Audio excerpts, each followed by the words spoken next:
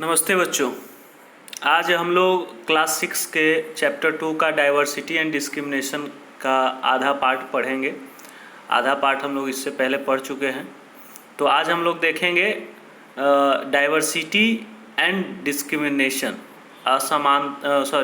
Inequality and discrimination, असमानता और भेदभाव। तो चलिए हम लोग शुरू करते हैं असमानता और भेदभाव से। इससे पहले हमने दो चीज़ पढ़ा, एक स्टीरियोटाइप और एक प्रेजुडाइज। तो कहा भी जाता है कि discrimination happens when people act on their prejudice और स्टीरियोटाइप्स। डिस्क्रिमिनेशन तभी क्रिएट होता है जब कोई व्यक्ति अपने प्रेजुडाइज के आधार पे या अपने स्टीरियोटाइप्स के आधार पे वो अपना एक्शन को परफॉर्म करता है, वो व्यवहार करता है। तो जब वो स्टीरियोटाइप या प्रेजुडाइज के आधार पे व्यवहार करता है तो कहीं ना कहीं वो दूसरे के प्रति अपने मन में एक निगेटिविटी भर के रखता है कि वो व्यक्ति फलाने जगह से है तो वो ऐसा ही होगा, और हमेशा उसे नीचा दिखाने की कोशिश करने लगता है। जैसे कि if you do something to put other people down, यदि आप कुछ ऐसा करते हैं जिससे कि सामने वाला लोग को नीचा दिखे। If you stop them from talking part in certain activity and taking up job, यदि आप उसे रोकते हैं कि इस काम को आपको नहीं करना है, इस गतिविधि में आपको शामिल नहीं होना है। If you stop them from living in certain neighbourhood, किसी खास पड़ोस में रहने से आप उसे रोकते हैं, है ना। If you prevent them from taking water from the same well और हैंडपम्प, जिस जगह से आप पानी लेते हैं उस कुएं या नल से उसे पानी लेने से रोकते हैं। और not allow them to drink tea in the same cup, जिस कप में आप चाय पीते हैं आप उसी कप में उसे चाय पीने से लिए अलाउ नहीं करते हैं, बल्कि उसके लिए एक अलग से कप रखते हैं। तो ये जो चीज़ें हैं यही डिस्क्रिमिनेशन है। इसका मतलब है कि आप उसके साथ भेदभाव कर रहे हैं। आप उसको जो सही ट्रीटमेंट देना चाहिए वो सही ट्रीटमेंट आप उसे नहीं दे रहे हैं। So discrimination can take place because of several reason. और ये जो चीज़ें होती है इसके पीछे कोई एक चीज़ जिम्मेदार नहीं है, इसके पीछे कई सारे रीजन्स जिम्मेदार हैं। जैसे कि पिछले क्लास में आपने पढ़ा था समीर 1 और समीर 2 के बारे में, जो एक घटना थी। तो समीर 1 और समीर 2 का जो घटना है उसमें आप इन सारे चीज़ों को, इन सारे डिफरेंसेस को देख सकते हैं कि कई तरीका है जिसके कारण वो दोनों में भेदभाव हो रहा था। मीन्स पहला तो है कि वो अलग रिलीजन से बिलोंग करता है। So this is aspect of diversity. ये तो विभिन्नताओं का उदाहरण है, अलग धर्म से है तो ये विविधता का एक पहलू है। However this diversity can also be a source of discrimination, जबकि यह जो विविधता है यह भी एक भेदभाव का कारण बन सकता है। सो groups of people who speak a certain language, follow a particular religion, live in a specific region, and it may be discriminated against as their customs or practices may be seen as inferior। तो क्या क्या चीज़ हमने देखा? Religion है ना, language, particular reason जहाँ वो रहते हैं, पार्टिकुलर रिलीजन, स्पेसिफिक रीजन जहाँ वो रहते हैं, कस्टम्स एंड प्रैक्टिसेस। ये जो चीज़ें हैं, ये अलग अलग जो रीजन्स हैं, ये सभी कारण एक है कि कैसे उन लोगों के बीच में भेदभाव हो सकता है। अनदर डिफरेंस बात करें तो समीर 1 और समीर 2 में जो देखने को मिला था वो एक इकोनॉमिक डिफरेंस था। यानी कि इकोनॉमी के आधार पे भी डिफरेंस हो सकता है, आर्थिक पृष्ठभूमि के आधार पे भी हो सकता है। एक तरफ एक व्यक्ति जो है वो काफ़ी गरीब है और दूसरा व्यक्ति जो है वो अमीर है, और इस स्थिति में हमें देखने को मिलता है कि लोग जो आपके पास होते हैं बहुत से लोग जो आपके पास खाने कपड़े और घर की मूल ज़रूरतों पूरा करने के लिए जिनके पास साधन नहीं होता है ना।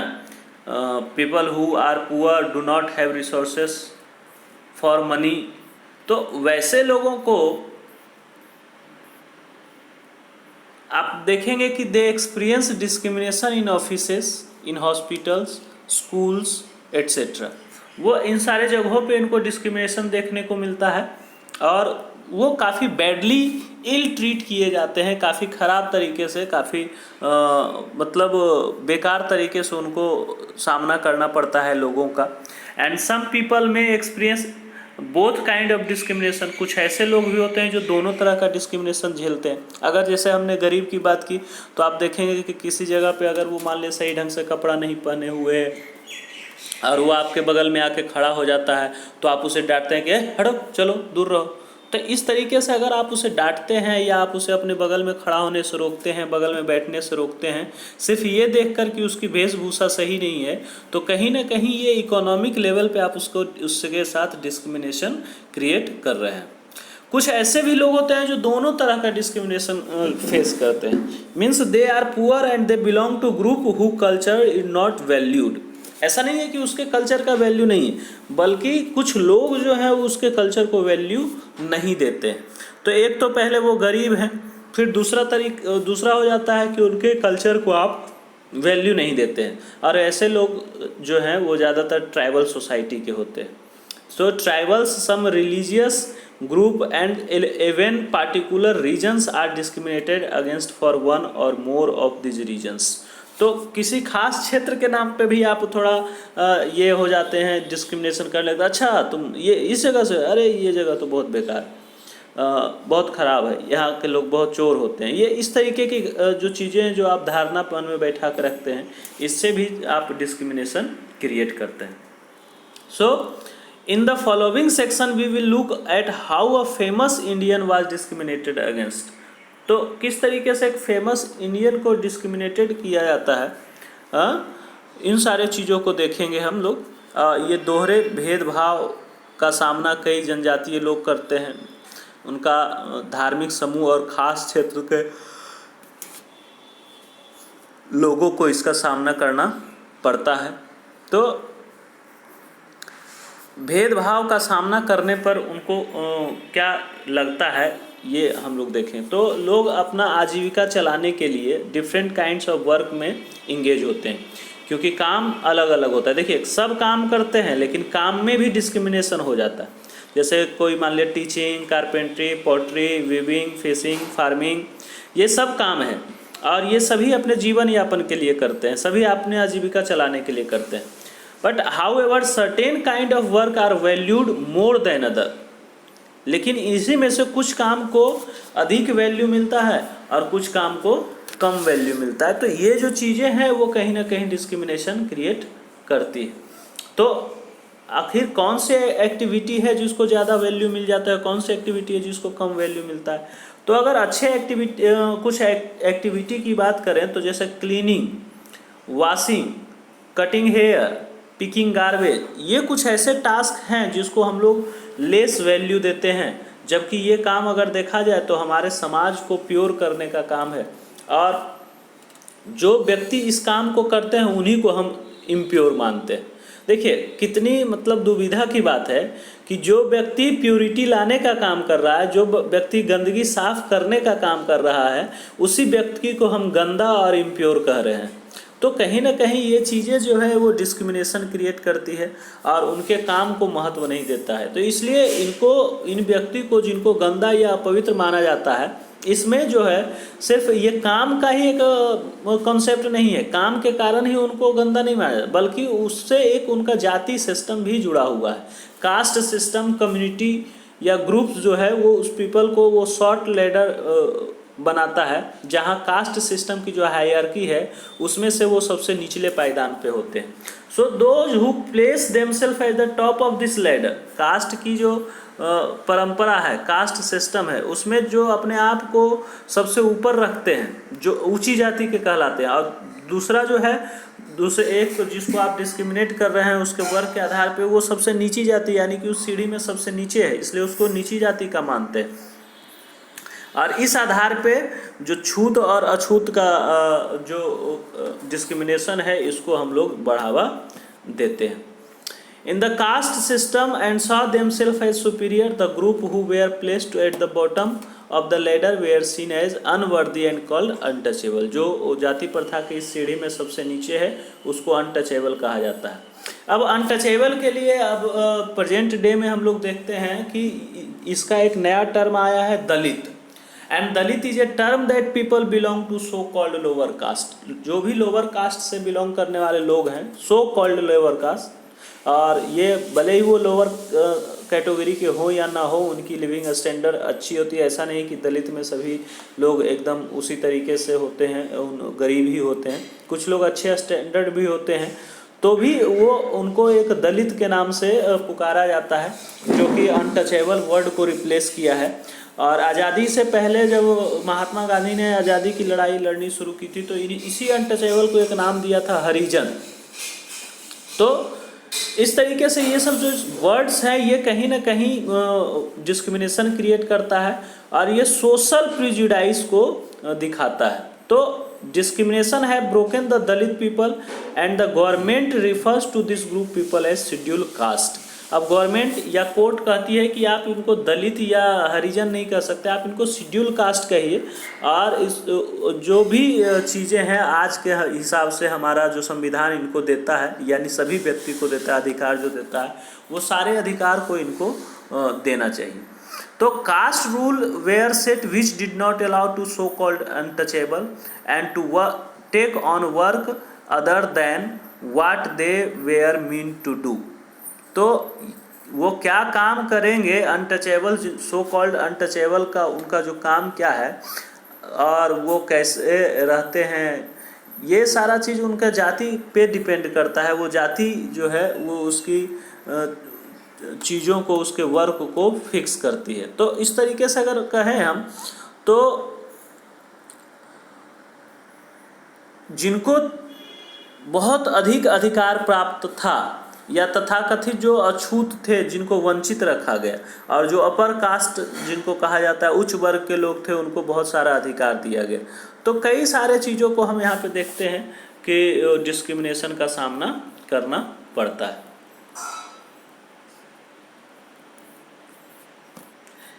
अब आगे हम लोग देखेंगे कि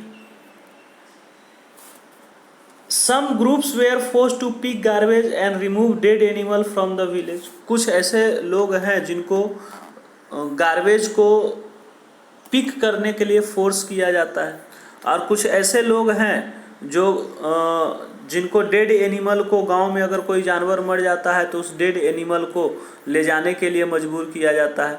तो इस तरीके का जो काम है वैसे लोगों को करने के लिए मजबूर करता है वो उनका कास्ट सिस्टम। और इस कास्ट सिस्टम के लिए वो कास्ट सिस्टम भी उनके उस डिस्क्रिमिनेशन के लिए जिम्मेदार है। But they were not allowed to enter at home. वो गांव में घर में जब जानवर मर जाता है तो उसको तो ले जाते हैं, लेकिन उनको ये अलाउ नहीं किया जाता है कि वो घर में इंटर कर सकें, गांव के कुएं पे पानी पी सकें, मंदिर में जा सकें। So their children could not sit next to the children to other caste in दस। जो लोग अपर कास्ट के लोग होते हैं उनके साथ वो बैठकर खाना भी नहीं खा सकते, बैठ के पढ़ भी नहीं सकते। तो इस तरीके की चीज़ें हम लोगों को देखने को मिलता है। और ये जो अनटचेबल है उनको कई सारे अधिकारों से वंचित रखा जाता है। अब हम लोग बात करें कि एक कहानी है डॉक्टर भीमराव अंबेडकर की, जो कि अपने समय के बहुत ही महान नेता हुआ करते थे और आज भी उनका नाम संविधान निर्माता के रूप में आता है। तो one of the greatest leader of India shared his first experience of caste based discrimination which took place in 1901। 1901 में उनके साथ एक घटना घटी थी और जिसको लेकर वो अपने पहले एक्सपीरियंस को शेयर करते हैं। वो कोरेगांव की घटना है, जब वो अपने फादर से मिलने जा रहे थे। और जब वो फादर से मिलने जा रहे थे तो उन्होंने देखा कि उनके साथ किस तरीके का घटना घटा। जब तक वो अपना धर्म और जाति नहीं बताए थे तब तक स्टेशन मास्टर जो है उनसे काफ़ी अच्छे से ट्रीट कर रहा था।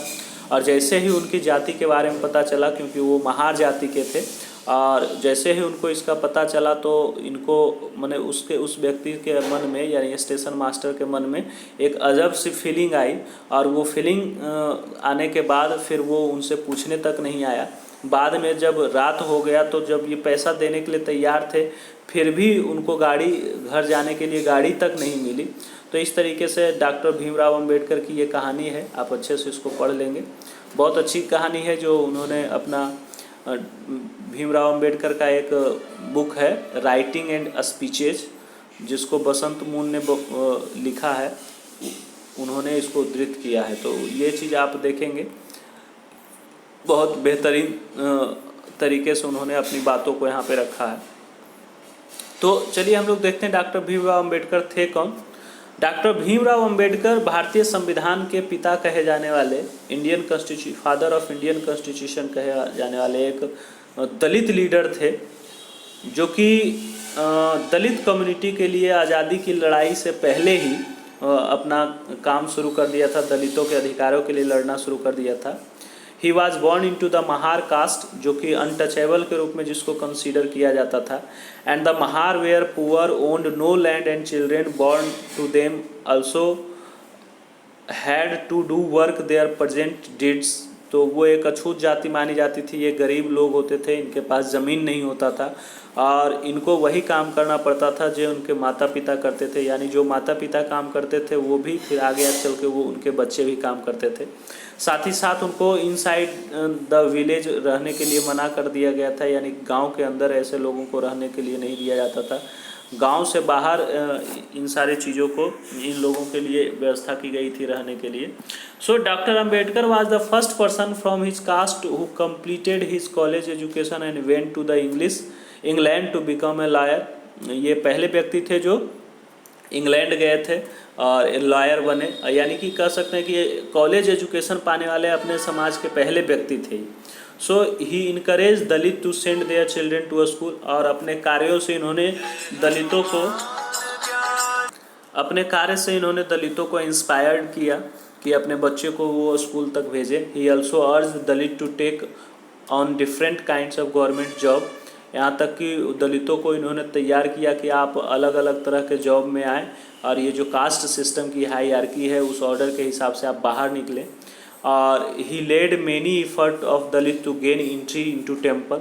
मंदिरों में प्रवेश के लिए काफ़ी सारा प्रयास किया। Late in life he converted to Buddhism. और अंतिम समय में वो बौद्ध धर्म को मान लिए। In search of such A religion that treated all member equally. ऐसे धर्म की तलाश में जिसमें सभी तरह के लोगों को इक्वल माना जाए, और बुद्धिज्म धर्म को उन्होंने अपनाया। इस तरीके से doctor Ambedkar believe that Dalit must fight the caste system and work toward a society based on respect, not just for a few for all person but for all person. तो ये इस तरीके से डॉक्टर भीमराव अंबेडकर ने दलितों को कहा कि आपको कास्ट सिस्टम से लड़ना है और काम करना है toward the society based, society के आधार पे काम करना है जिससे कि आपको रेस्पेक्ट मिलता है। और कुछ लोगों को नहीं बल्कि मैक्सिमम लोगों को इस तरीके का काम करना है, ऐसे समाज बनाने की तरफ काम करना है जिसमें सबकी इज्जत हो, न कि कुछ लोगों को ही। तो इस तरीके से हम देखते हैं कि डॉक्टर भीमराव अंबेडकर जो है अपने कार्यों से लोगों को इंस्पायर किया और उन्होंने जो अपने साथ उनकी जिस घटना हुई थी उस घटना को लोगों के साथ शेयर किया। तो अब आपको और हमको ये समझने वाली बात है कि जब इनके साथ जो कोरेगांव में घटना हुई थी, बच्चा पैसा देने के लिए तैयार था फिर भी गाड़ीवान जाने से मना कर रहा था। क्यों? क्योंकि जाति महार जाति के थे। स्टेशन पर डॉक्टर भीमराव अंबेडकर उसके भाई के साथ जाति के आधार पर भेदभाव किया गया। स्टेशन मास्टर की जो प्रतिक्रिया थी वो स्टेशन मास्टर की प्रतिक्रिया जो थी वो प्रीजुडाइज थी। तो इस तरीके से हम देखें कि कितना मुश्किल घड़ी रहा होगा उस समय इनके लिए कि जब डिस्क्रिमिनेशन का ये सामना कर रहे थे। और बच्चे के मन में उस समय जब ये बच्चा थे तो उनके मन में क्या एक जगह बना होगा। तो यह कितना अपमानजनक और दुखदायी होगा यह, अगर लोग आपसे दूर दूर रहें, आपको छूने से मना करें और आपको पानी न पीने दें, तो आप कैसा महसूस करेंगे। तो आप अपने आप को उस जगह पे रख के देखिए कि ये हाउ इंसल्टिंग एंड हर्टफुल चीज़ें हैं ये। And this small incident shows how simple task of going from one place to another place in a cart. तो ये छोटी सी घटना है जिसमें आप इन सारे डिस्क्रिमिनेशन को देख रहे हैं। उनके बच्चों को ये डिस्क्रिमिनेशन का सामना करना पड़ रहा है, जबकि उनका उसमें कोई दोष नहीं है और जाति प्रथा के नाम पे, जाति के नाम पे उनके साथ ये डिस्क्रिमिनेशन हो रहा है। तो this story shows clearly that केवल दलितों को कई गतिविधियों से वंचित रखा जाता था और उसे आदर सम्मान नहीं मिलता था जो दूसरे को मिलता था। अब बात करें तो हम लोग समानता के लिए संघर्ष कर रहे हैं।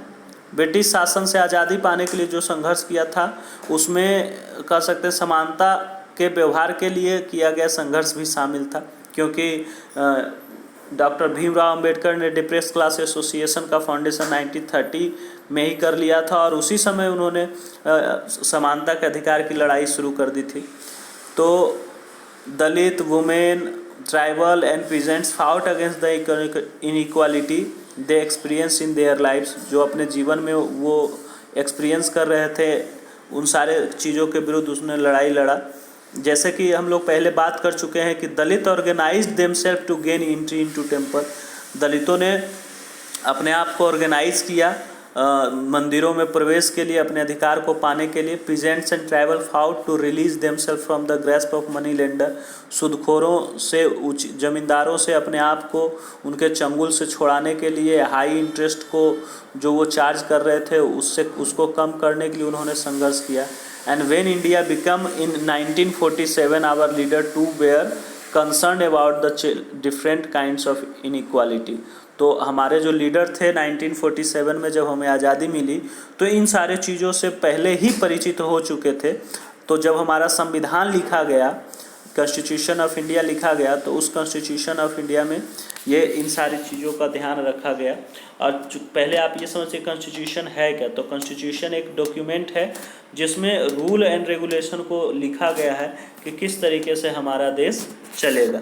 तो हमारे देश को चलाने के लिए जो संविधान लिखा गया था, उस संविधान में इन सारे चीज़ों का ध्यान रखा गया कि जो अनटचेबल्स हैं, इनको जो डिस्क्रिमिनेशन का सामना करना पड़ रहा था, वो डिस्क्रिमिनेशन का सामना उनको करना न पड़े। और ये डिस्क्रिमिनेशन का प्रैक्टिस जो है हमारे संविधान के द्वारा इलीगल घोषित किया गया और इसे कानूनी रूप से ख़त्म कर दिया गया।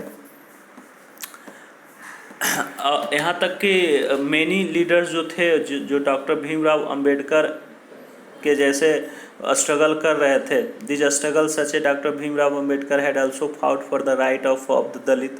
तो अब डॉक्टर भीमराव अंबेडकर के जैसे और भी लोग, जो जिम्मेदार लोग थे, वो इस लड़ाई को लड़ रहे थे। तो इस तरीके से डॉक्टर भीमराव अंबेडकर को भी काफ़ी कह सकते हैं कि सपोर्ट मिला। तो जो भी लीडर्स थे जो हमारे कॉन्स्टिट्यूशन को लिखने वाले थे, उन्होंने ये इंश्योर किया हमारे कॉन्स्टिट्यूशन के द्वारा कि जो पीपल ऑफ इंडिया हैं सभी को इक्वल कंसीडर किया जाए। सो आवर कॉन्स्टिट्यूशन का जो मेन विजन एंड गोल है वो यही है कि the people of India were considered equal. और ये इक्वालिटी जो है हर एक पर्सन के लिए, this equality of all person is seen as key value of that united us all as India. और यही इक्वालिटी आज जो है हमारे देश में हम सभी को जोड़े हुए है और सभी को एक इंडियन के रूप में शो करता है। So everyone has equal rights and opportunity. सभी के पास आज इक्वल राइट्स है, इक्वल अपॉर्चुनिटी है। Untouchability is seen as a crime and has been legally abolished by law. आज अनटचेबिलिटी को एक क्राइम के रूप में देखा जाता है और कानूनन इसे एबॉलिश कर दिया गया है। और कोई भी व्यक्ति अगर इस तरीके का कार्य करते हुए पकड़ा जाता है तो उसे पनिशमेंट का प्रावधान किया गया है। अब पीपल जो हैं वो फ्री हैं, किसी भी तरीके का काम को कर सकते हैं जो उनकी इच्छा हो। गवर्नमेंट जॉब सबके लिए खुला हुआ है, इक्वल अपॉर्चुनिटी है। और कॉन्स्टिट्यूशन में ये जोड़ा गया है कि the constitution also placed responsibility on the government to take specific steps to realize this right to equality for poor and other such marginal communities. तो ऐसे पुअर और मार्जिनल कम्युनिटी के लिए इक्वलिटी की व्यवस्था की जाए और उसके लिए गवर्नमेंट को ये रिस्पॉन्सिबिलिटी दी गई है कि आप ऐसे नियम और कानून बनाइए जिससे कि लोगों को इक्वल अपॉर्चुनिटी मिल सके, उनके अधिकार को उनको दिया जा सके। The writer of the Constitution also said that the respect for diversity was a significant element in ensuring equality. तो respect for diversity को respect करना ये जो है हमारे संविधान का की फीचर है ना। और ये सारी चीज़ें जो they felt that people must have the free to follow their religion, किसी भी धर्म को वो माने, किसी भी जाति को माने, अपने त्यौहार को मनाए, अपने भाषा को बोले, ये इस तरीके से जो है वो अपने आप को एक्सप्रेस करने के लिए फ्रीडम दिया गया। They can express themselves freely.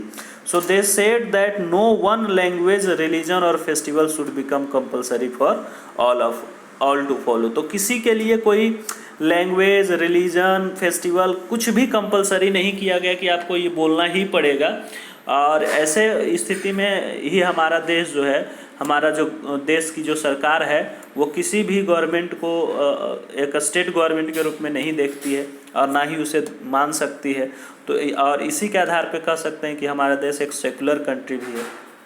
So government must treat all religion equally, और गवर्नमेंट को ये सलाह दी जाती है कि वो सभी धर्म के लोगों को इक्वली ट्रीट करे। So therefore India become a secular country, और सभी धर्म को इक्वली ट्रीट करते हैं, इसीलिए इंडिया एक सेकुलर कंट्री भी है। तो इस तरीके से हम लोग देखें,